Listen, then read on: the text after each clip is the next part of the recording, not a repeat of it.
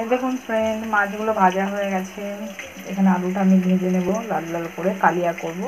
পেঁয়াজটা ভেজে তুলে নিয়েছি, মশলাটা তৈরি করে নিয়েছি।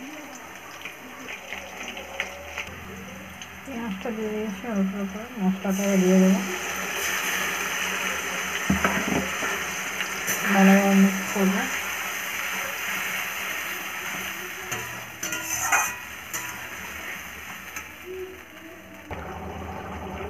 এখানে নুন আর হলুদ আছে,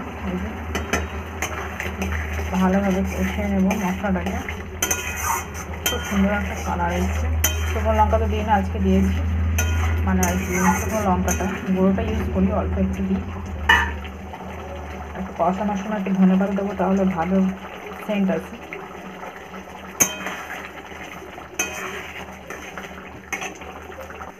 এরকম মশলাটা কষানো হচ্ছে, একটু টমেটো দিয়ে দেবো, পেস্ট করে দিয়েছি, আবার দিলাম একটু কেটে।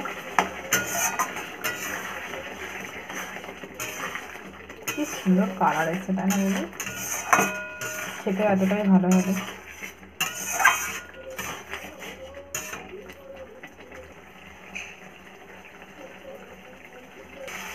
এই দেখুন ফ্রেন্ড, আমার কি সুন্দর মশলাটা কষানো হয়েছে, একদম আলুগুলো সেদ্ধ হয়ে গেছে, দেখবেন?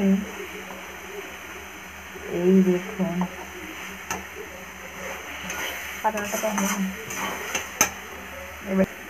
এবারে জল দিয়ে দেব, বেশি জল দেব না। এটা আমার ভেটকি মাছ দেওয়া হয়ে গেছে ঝোলের মধ্যে, ধনে পাতা দিয়ে দিয়েছি। এবার ঢাকা দিয়ে দেবো, ফুটবে, নামিয়ে নেবো।